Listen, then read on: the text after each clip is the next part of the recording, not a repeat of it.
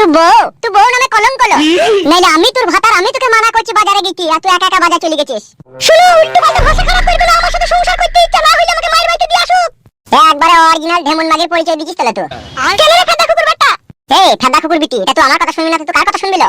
তোর বাজারে কয়টা নাং আছিল? তুই রোজ রোজ বাজার যাচ্ছিস ঝুমুরি মাগের মতো ঠোঁট পালি নু পালি দি, আবার হাত ভরা চুড়ি পাই দি, চুড়ি পিঁধে।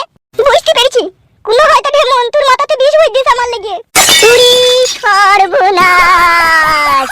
ওই জন্য বলে মেয়েদের 18টা কলা রে। বাপ ভাতারি, ভাই ভাতারি, চাচা ভাতারি, তুই নিজের কলঙ্কের বুঝা তো আমার ঘরে চাপিয়ে দিছিস। তুই তো বাজারে গিয়ে প্রেম করছিস, যে সেই প্রেমের বুঝা উল্টে আমার ঘরে চাপিয়ে দিছিস।